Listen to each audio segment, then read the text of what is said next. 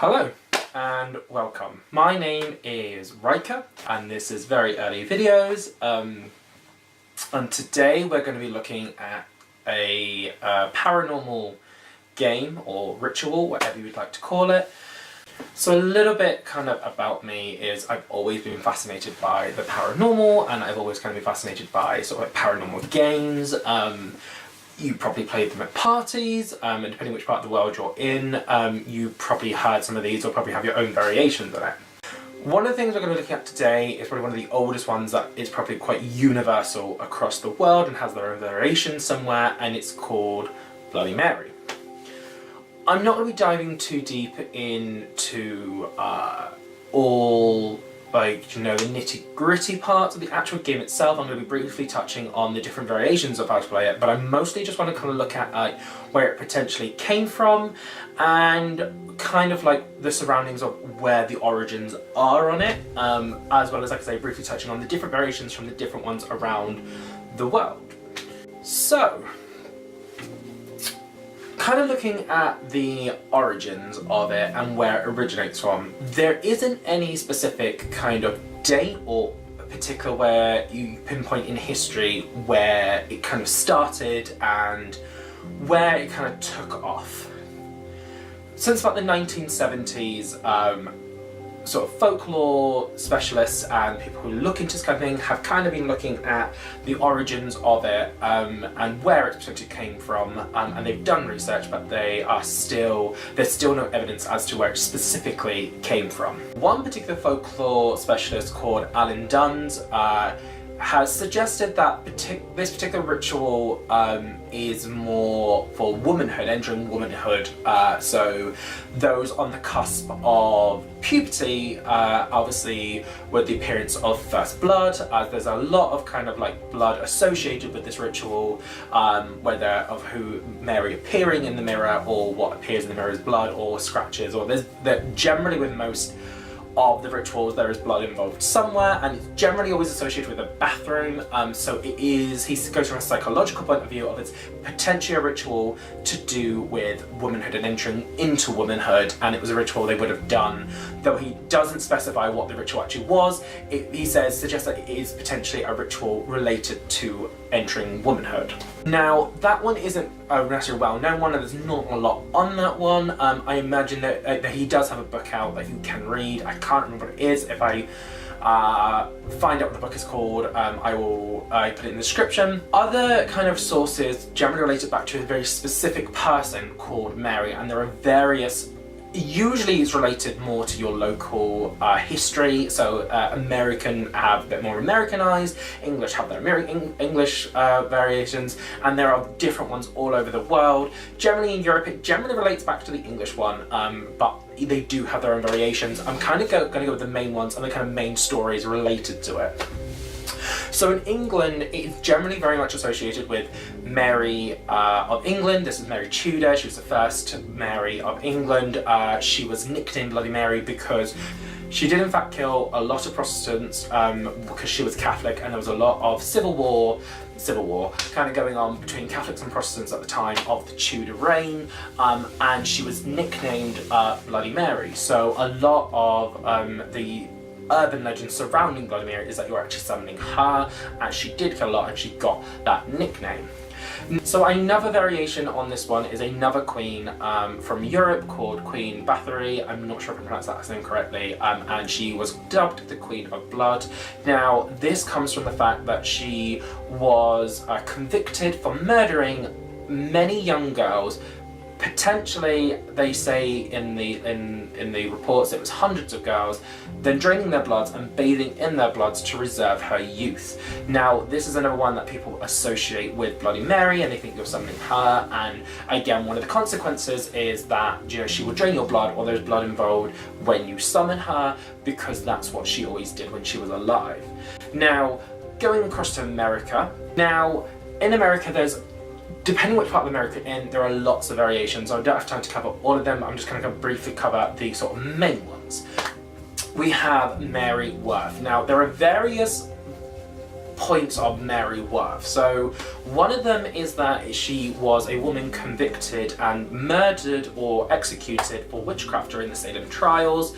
That is just the generic brief one, but then it does kind of digress and divert into different variations of it. So there's one where apparently before she was executed, her child was stolen or killed, and she now roams through mirrors because that was her choice of practice, was through mirrors, and she's looking for her child.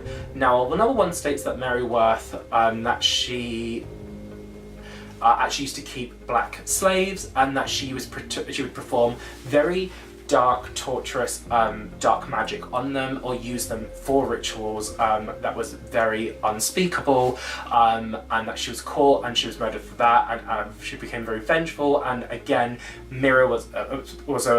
using mirrors was very common for her, so that's where her soul went to, and that's how she roams around.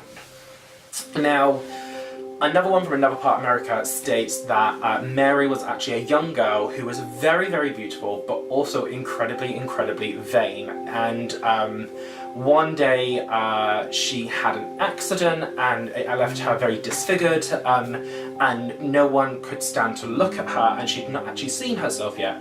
One day she accidentally caught a glimpse of herself, all that she just couldn't bear to not see, so she went and found a mirror, and what she found and her disfigurement actually drove her to insanity. Now, there are two different ways this one goes as far as I'm aware. One states that she actually hung herself in front of the mirror that she looked into, and therefore her soul became trapped in the mirror, and you summon her and you see her disfigured form. Another one says that she actually vanishes into the mirror, vowing to look for her original face, and now whenever you summon her, specifically with females on this one, she's actually looking for her face, and she is known to take the faces or scratch the faces of people she deems more beautiful than her.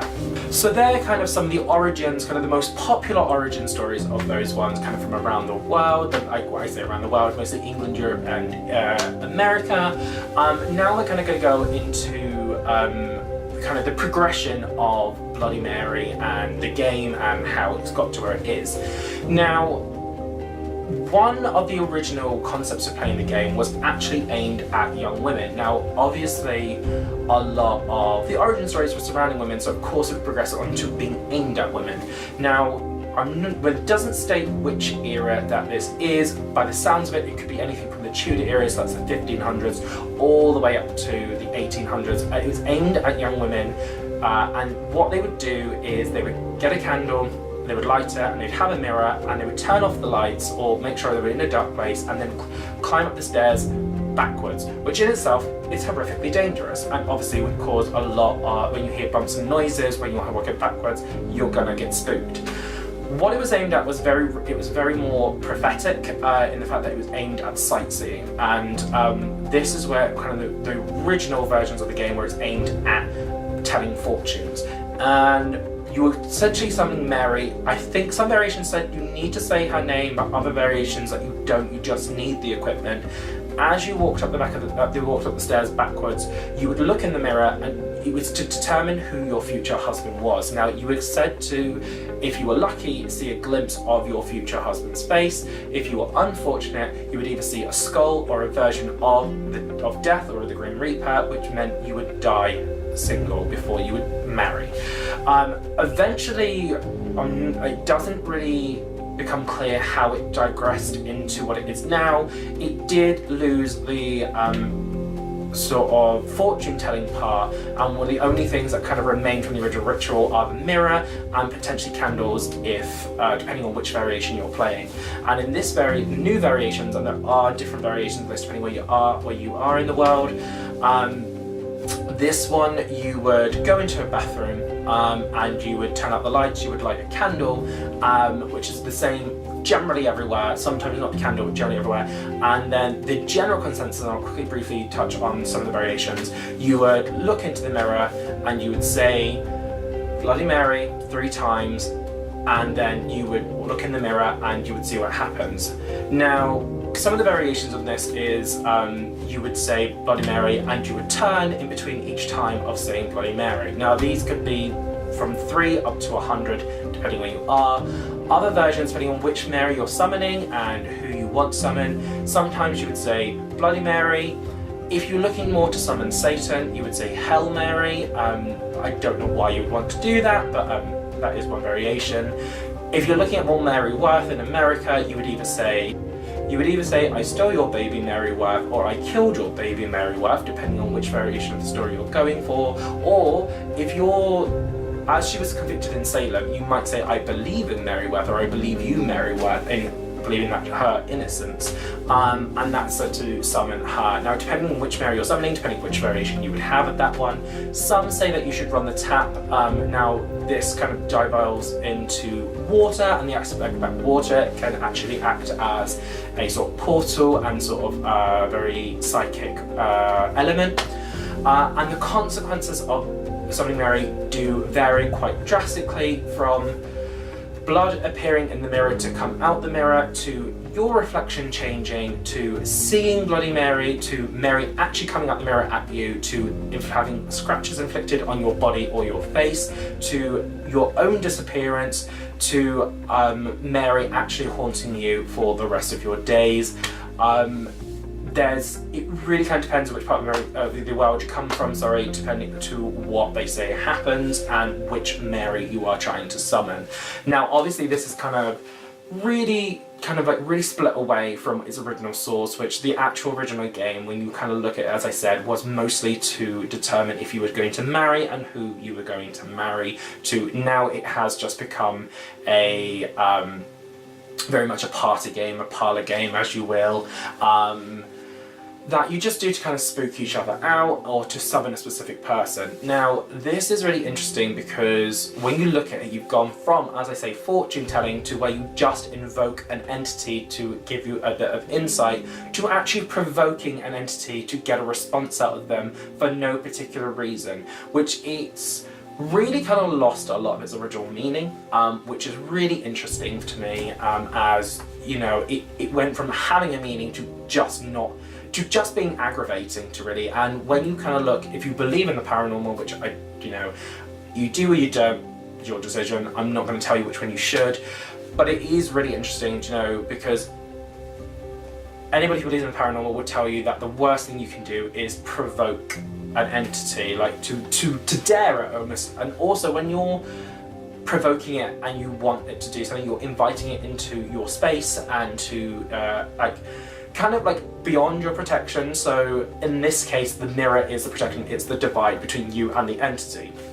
Now, whether it lives in a different realm and passes through the mirror is one thing, but to provoke it to get a response, you're inviting it out of the mirror, especially if you're knowing that the one that you're following actually says that it does come out the mirror. It really is just inviting that entity into your space, which is not great. Now, intention is everything. You can, if you want to kind of know more about intention and like the consequences of those kind of things, you can go across to Hailey Reese's channel. She's a Canadian YouTuber, fantastic. She covers so much paranormal things, like so unbiased as well, so it's great.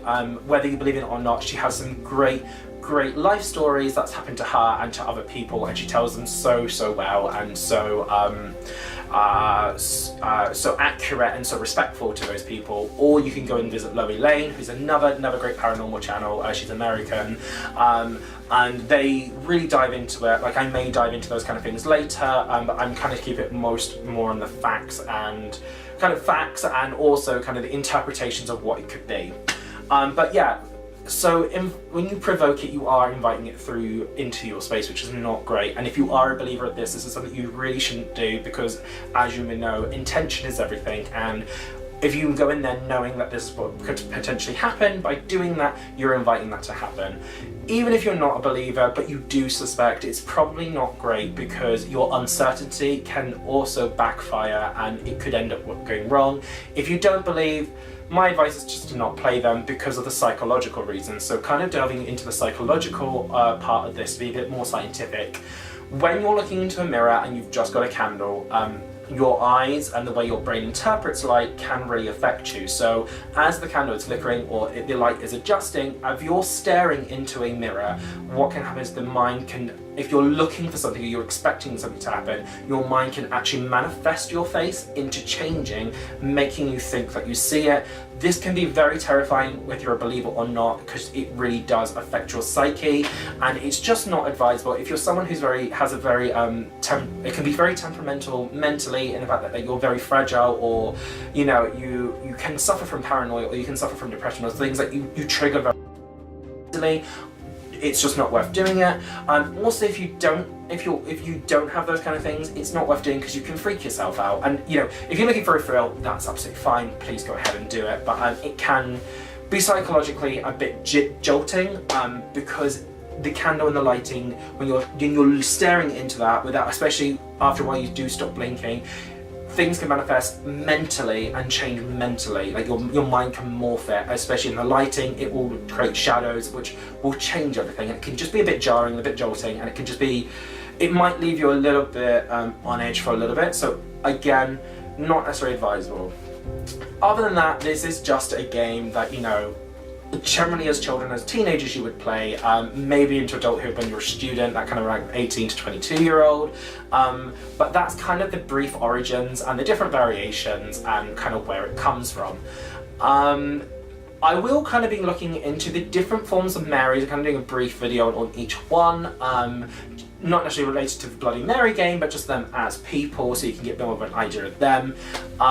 If you kind of would like to know anything more specific about a specific Mary, or more specific about different other games, do let me know. I'm always going to look for new ideas. I always want to look at new things. What's going to happen on this channel is I'm going to be looking at paranormal games. I'm also going to be looking at history. I'm going to be looking at kind of a bit of everything, really. I'm not going to just be doing paranormal or just one thing. I kind of do a bit of everything. Like, so I love to learn. I love to teach as well. I love to teach. I tell people about things that I've learned.